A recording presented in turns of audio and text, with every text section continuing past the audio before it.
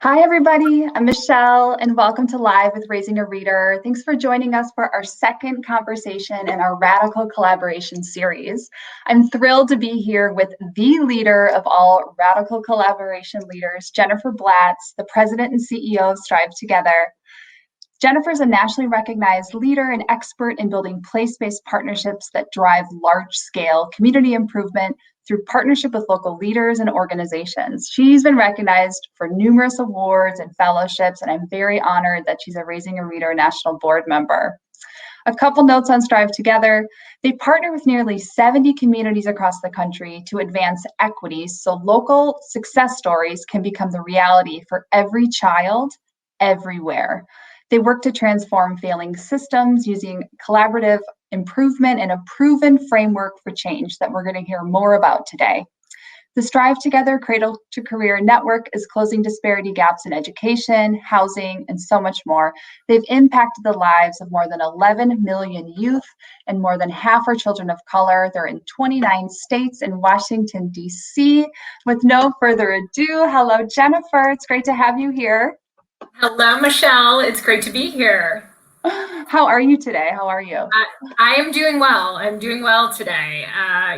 So, still in my basement. My kids are upstairs. Hopefully they won't interrupt. But other than that, doing really well. I'm glad to be with you and in today's conversation. Good. And where are you joining us from today, Jennifer?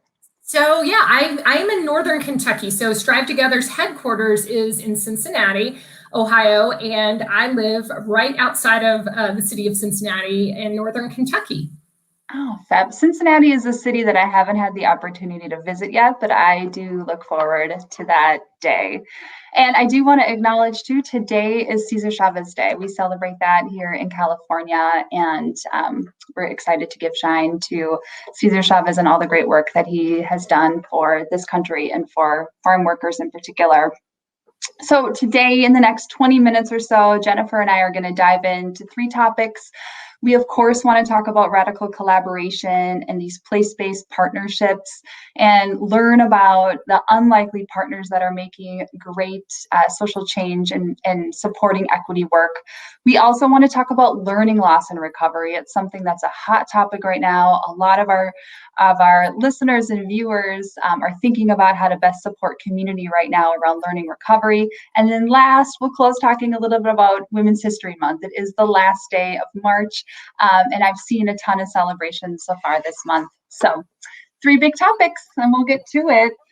Well, Jennifer, you're quite the get when it comes to a topic like radical collaboration, given the work that you and your team do to really knit together these intersections that are critical in supporting a child from cradle to career. And for our audience members that might be new to your work, I was hoping that maybe you could tell us a little bit about your approach, your framework that is unique to Strive Together. And what does it mean to serve from cradle to career, and why is that important? Absolutely. Yeah. So first, Michelle, thank you for having me. And you're so kind to say that that we really know how to do radical collaboration. And I would say that we've learned a lot over the years at Strive Together, but it's been through many, many fail forwards. But what really excites me about the work and our approach to radical collaboration is really, it's the basic premise that we can achieve more together than we can apart. So when cross-sector partners in a community come together around a shared vision for improving child and family outcomes and use data and evidence to drive the decision making and to get to kind of the root cause of the problems at hand, producing inequitable results that we see throughout our communities. If we can act together, that collaborative action, do collaborative improvement work, as you mentioned, that is the type of cradle to career civic infrastructure that we're working to build in communities. And as you said, nearly 70 communities across the country have taken this approach, and we're still learning. There's so much work to do to really transform systems so that we see better results for children and families. But we've seen some promising results, and it's really based on collaboration, radical collaboration, partners, not pointing fingers. One of my favorite things is what actually came from a partnership in New Mexico, our partnership in Albuquerque, Mission Graduate. They put together a cartoon that had a number of different partners pointing fingers, like whose problem is education? And they're all pointing fingers. And I know this is very familiar to you, pointing fingers at one another. The reality is we all have a shared responsibility, a shared accountability for moving outcomes for kids. And so when we collaborate, we can achieve better outcomes. I'm curious of the communities that you're in, if you have an example of one that you've been in for some time now, and if there's some results that are top of mind for you that Strive is most proud of.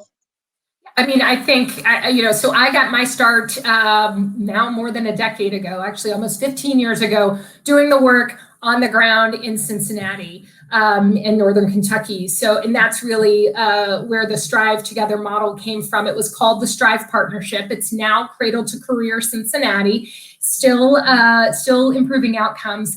And I think one of the sort of proudest outcomes that the partnership, and I've been doing the national work now for a decade, so not in the local work anymore, but has seen outcomes improve across several cradle to career indicators. But one of the things we're most proud of is around preschool and access to high quality preschool. In 2016, when the presidential election went a different way than we expected in Cincinnati and the state of Ohio, the city of Cincinnati and the community, Hamilton County, voted for universal pre-K, for universal preschool and the preschool promise. And so we've seen outcomes for kindergarten readiness, which was a huge challenge and many, many disparities as it relates to kindergarten readiness in Cincinnati public schools. We've seen some of those gaps begin to narrow and close as more young people have had access, more families have had access to high quality pre-K education.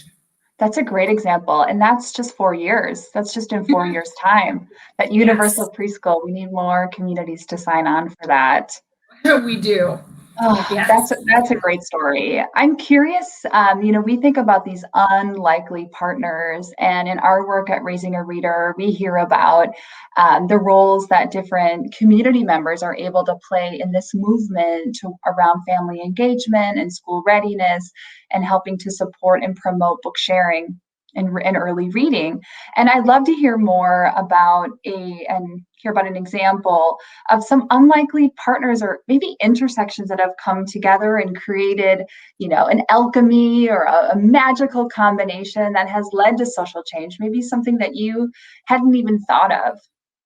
No, we have so many examples of those because, again, this is cross-sector partner work. So you have, of course, and we're working to improve put children and families on the path toward mobility and the path to really create equity, but we measure our progress through education outcomes. And so one that comes to mind immediately as you were asking this question is our partnership in Tacoma, Washington, Graduate Tacoma.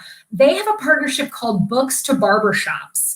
And so in their community, they have built relationships with Black and Latinx owned barbershops to put books there, because that's where families and particularly men and young boys of color are coming and sort of the center of the community for that population. And they've seen incredible outcomes, or, really incredible, this is a multi-pronged approach. So I will say the Books to Barbershops is one aspect of the outcomes, the work that they've done to increase early literacy, but it's a great example of an unusual suspect, barbers, your local barber, and the center of community getting engaged and sort of getting involved in putting children on a path. And that's what I love about the work in Graduate Tacoma, or the work in our Tacoma partnership, Graduate Tacoma, is if you go to Tacoma, Washington, and you see yard signs, you see everyone in the community taking accountability and sharing accountability for the young children in that community. So that's one example. I have one other, if you'll let me share, because I was thinking, as you were asking the question, I was, we have so many of these partnerships with unusual suspects, but the other radical collaboration I like to lift up is in our partnership in Bridgeport, Connecticut. It's called Bridgeport Prospers, and they have developed this intervention that they call the Bridgeport Baby Bundle. And so when they looked at their data, they identified that infant mortality, that, really maternal fetal health, they were looking at prenatal to 3 outcomes and really looking at how do we support mothers from day one, from at prenatal, and really learned a lot, particularly about the specific populations that they were looking at, Black mothers in particular, and needing, in addition to health support, OBGYN support, looking to the doula community and really taking a centric, a mother-centric approach to prenatal care. And so this Bridgeport Baby Bundle brings together, the local doula network of community leaders in the Bridgeport area, as well as the local healthcare providers, human services agencies, and others to just create a seamless supports for mothers throughout those critical years, or throughout the critical time of prenatal 2-3. That's awesome. That's really cool. And it just shows that in your first example around the barbershops, that, whether you have kids or don't have kids, or whether you have a skill set that you think is valuable to community, whether you're an educator or not, we all have a role to play in being a neighbor and a community member. And we've seen great examples and uses of laundromats and engaging people who own laundromats in sharing books and being a place where families are able to get new books and materials. And we've also seen some of the kind of well-known celebrities, if you will, in some of our communities. We have a great affiliate, Raising a Reader affiliate in Mammoth Lake, which is here in the Sierras. It's a big ski community. And they had, in the pandemic, they engaged the baker and the police chief and the postal worker and people that kids saw on a day-to-day basis to read books, record themselves reading stories and books that they were able to then share with kids and families. And they could see, like, oh, there's my baker, or there's a fireman. And it was just a really cool way that people might not realize that they can get engaged and involved and play a role in helping to support our littlest neighbors and community members. It's so important that community get engaged in this work, and particularly in literacy. And that's what I love about the Raising a Reader approach. Well, one thing that we share, there are, for those who don't know, there are a number of Raising a Reader affiliates and programs that are within the Strive network.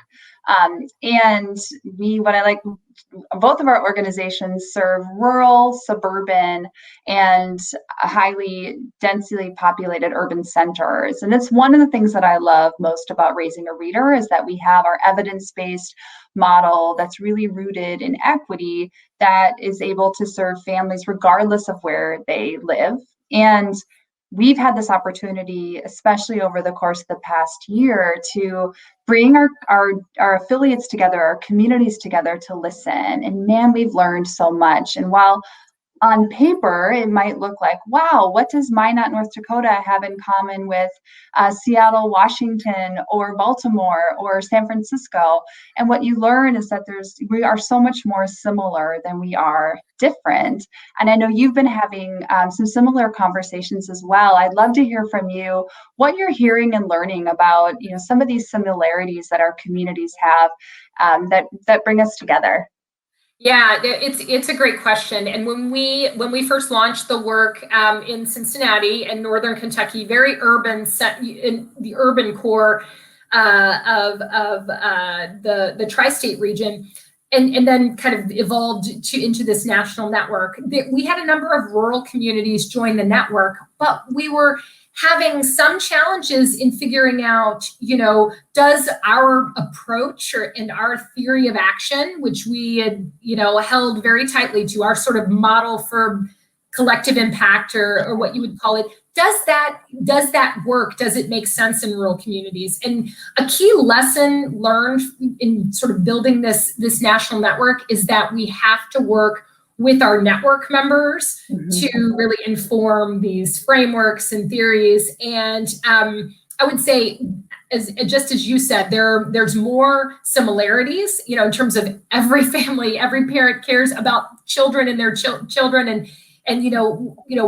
every community believes in these outcomes. I mean, just even that example I shared about preschool promise passing when, the other elections didn't go a way that, would show that same level of support.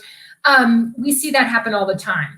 But what we have learned more recently, and we've been working very closely with one of our partnerships, which is Partners for Education, which is in Berea, Kentucky, which is a rural promise neighborhood, is that there are differences in terms of how rural communities, the types of resources, the types of programs that are available in those communities, but there's not a difference in terms of how we're working towards the outcomes. So it's a nuanced way of looking at our frameworks and toolkits. And, the leader of Partners for Education, a woman named by the name of Dreama Gentry, she is incredible. She's always reminding us to think about the rural communities and how they might understand this work and how it might look differently and what is important to them.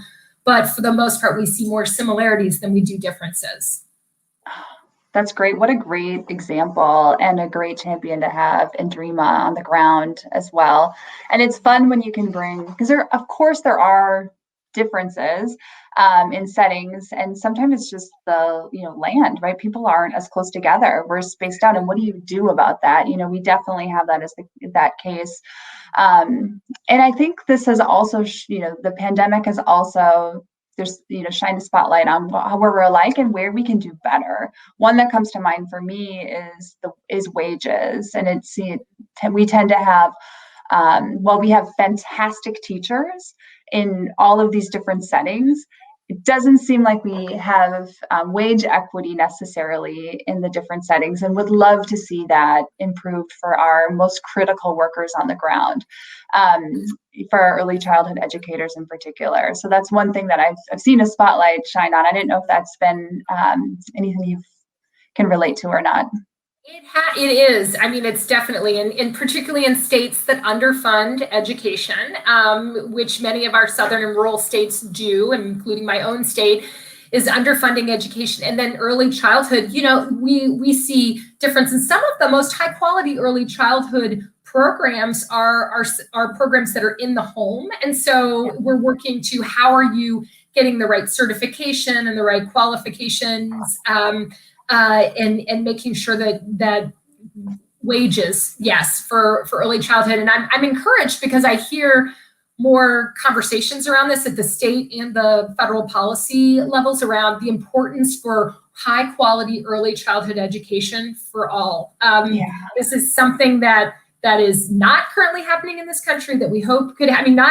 Kindergarten is not a requirement across the country, but high quality early childhood for children to have such disparate experiences when it comes to early childhood. It's no wonder that we're seeing these, as you well know, the sort of working to build literacy from day one, as soon as the child steps foot into the classroom. So, and we see that across all geographies and demographics, because there are a number of inequities in the way our systems are designed right now. Yeah, there sure are. And one thing we know that's on educators, every parent and educator's mind right now, an early learning provider, is learning loss and learning recovery. And it's something you and I have talked a lot about. We know it's making the mainstream news. We're starting to see more data. We talked about kindergarten earlier. Kindergarten is not a requirement in all of our states. We know that kindergarten is down by as much as 15 to 20%. Kindergarten enrollment is down by 15 to 20%. We know that attendance is down as well, whether it's virtual or in person, attendance is down. And we're also tracking to a decrease in learning gains. And so we're focusing on this learning loss and then also obviously recovery. What are you hearing from your communities right now? Or do you have one or two tips that we might be able to share with our listeners? Are there things we could be doing now to address recovery? Yeah. So, I mean, this is something that's top of mind for all of our partnerships in the communities we work with. And we've, I think through all of the discussions that we've been having with our communities, the focus is really on what are the tools that we have in our toolbox because of the approach that we take to improving systems and improving outcomes that we can use as we think about this recovery, which is going to be a longer term recovery. And so I think there are three things that I would really encourage every community and every partner to really think about as we think about recovery. And first and foremost, and this is in Strive Together's DNA, and I know it is in Raising Your Readers' DNA as well, that using data and evidence to drive decision-making, to getting to root cause. And I know that we don't have as much data as we're used to having. At Strive Together, we use, our partnerships use a lot of the assessment data, and of course, assessments have not happened over the last year. And so what is the qualitative data, focus group data, understanding from, just getting a lay of the land. You mentioned what we're hearing about learning loss, and then digging deeper into that and seeing the disparities in that. They're going to need to have targeted strategies for specific populations who are experiencing greater loss. And we know that those are in most communities Black and Latinx children and families because of the systems that have not been serving them and supporting them. The second thing that I would say is center the experiences of those who are most impacted by what's happening in the decisions. Co-developing solutions with parents and young people is critical as we move through recovery. Parents have to be engaged. Parents and caregivers, grown-ups who are supporting these children have to be engaged in the recovery, or we won't be able to be successful. And then last and not least, it's how these systems are unfortunately performing exactly how we expected them to. The inequities that we're seeing laid bare by COVID-19 and this country's long time coming reckoning with systemic racism are not a surprise to those of us working in this field. So how do we build back, build back better? It's kind of cliche. I mean, I think it's this administration's tagline, but it's not only building back better, but building to last and making sure that we don't return to the status quo. There are going to be federal resources flowing into communities, going to programs. How do we ensure that those resources don't only go, there are immediate needs, but we have to really address the systems, system and the structural racism that exists in the systems that are leading to the results we see in communities. That's awesome. Sign me up. That's great. So you heard it here, 3 tangible things that we can do now to think about supporting our communities as it relates to learning loss and recovery. Thank you for that, Jennifer. Well, we're about to the end, but I do want to recognize Women's History Month. I feel really lucky to be here with you on Women's History Month, and I've had the chance this month to connect with so many, to reflect on the women that have impacted my life and leaders. And I was thinking about my highlights this morning when I was out on my jog at 6:30 a.m. trotting along. I was curious what some of your highlights were on Women's History Month this month, and if there are any leaders that you want to throw shine to. Yeah, no, I think similarly, we convene obviously our sector is dominated by women, and we convene the leaders, or we call it our Lady Leaders Affinity Group of women who lead our partnerships across the network. And so all of those women doing the work on the ground, leading without informal authority in many cases. These partnerships are cross-sector, so they don't have the formal authority. I think of them all of the time in the work that they're doing. It's amazing. And that also, makes me think of, someone who's perhaps definitely a higher profile leader who shares that same sort of way of leading from the outside. Someone who always comes to mind, as she's been on TV a lot lately, is Stacey Abrams. And I had the chance to meet Stacey And, this is, not about politics. I've said to everyone, regardless of your politics, read Stacey Abrams' book. She has several books. She's an amazing fiction author, including writing nonfiction, but Lead from the Outside is really about women and particularly women of color in leading work, and to see her experience adversity and instead of, just shying away, continuing to fight, and just how important the fight that she is leading with other women on the ground to ensure that everyone has the right to vote and that we can get rid of the voter suppression in this country. Stacey is a role model, and so I've been thinking a lot about her lately, and luckily seeing her on the news all the time too. So. And you got to meet her. Ooh. It did. Yes, she spoke at our convening, and she's so down to earth, and just she signed my book. It was very, it's just, she's really, she's authentic. Like, she could have just walked away from all of this, but she didn't. And she just, she's amazing. Rock star. That's great. I had two reflections. One was, my stepdaughter is 9, and at the top of the month, her school had them illustrate, in honor of Women's History Month, a stamp, the next stamp. And this is who she chose, is Amanda Gorman. Amanda Gorman! Really cool. And then her art teacher, who is fantastically wonderful, put together this video of all the stamps. And Lily came in, she calls me Mimi, she said, Memes, you gotta watch, you're gonna love this, you gotta watch this video. And it was seeing all the different stamps that the kids had drawn, and one that she knows how down I am with women, and that would certainly resonate me. That was really cool. And two, just to see, Misty Copeland and Amanda Gorman and Malala and all the women that are having such a great impact on these young kids at her elementary school is really cool. Yes. So that was super inspiring indeed. Well, Jennifer, we're at our time, and where can people find out more about you and Strive Together and your great work across the country? Yeah, so I would say go to strivetogether.org. That is our website. You can follow me. I'm on Twitter at Jen Blatz, and then LinkedIn at Jennifer. You can look me up, Jennifer Blatz, on LinkedIn, where we post a lot, and then Strive Together on Twitter as well. So please follow us, tweet at us, and it's great to be with you today. Good. I didn't ask you one question, and I'd like to make this my standing question. Is there a children's book that you think should be in everyone's bookshelf? So there is, yes. I have 3 children, but this book is one of my favorites, and it's not super well known. It's by a Cincinnati author. It's called Maggie's Monkeys. And the author is Linda Sanders Wells. And I had a chance to work with Linda, but Maggie's Monkeys is this beautiful story about imagination and siblings. Maggie's, brother. It's just this. It's a beautiful story, and it has a personal kind of.